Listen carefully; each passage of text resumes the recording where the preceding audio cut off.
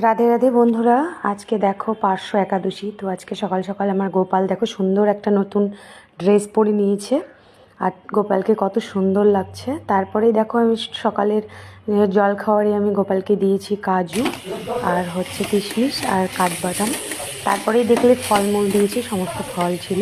আর এইদিকে পরে হচ্ছিল পেঁপের পায়েস আর পেঁপে আলু কাঁচা কলা দিয়ে তরকারি, এগুলো সব পরে ভোগ হবে। টক দইও আছে, ওটাও ভোগ দেবো দুপুরে। তো সকালকার কিন্তু হয়ে গেছে, এগুলো দুপুরের জন্য হচ্ছে। এই দেখো এখানে আমি পেঁপের পায়েসটা কীভাবে করছি তোমাদের সাথে ছোট্ট একটু শেয়ার করলাম। তো পেঁপের পায়েসটা দেখো, পেঁপেটা ঘিতে কিন্তু আমি ভেজে নিলাম, চিপসারে ঝিরি করে ঘিতে ভেজে নিয়েছি ভালো করে। ভেজে নিয়ে তারপরে কিন্তু আমি দুধ দিয়ে দিলাম ওর মধ্যে। আর দুধ দেওয়ার পরেই আমি কিন্তু সামান্য একটু সন্দক লবণ দেবো আর একটু গোলমরিচ দেবো, এটা হচ্ছে একটু ঝাল লবণ, সব কিছু থাকবে। তারপরে চিনি দিয়ে এটা খুব ভালো করে নাড়বো। পেঁপেগুলোও কিন্তু খুব ভালো করে সেদ্ধ হয়ে যাবে। তোমাদের একাদশীর ভোগ কেমন লাগলো অবশ্যই জানাবে।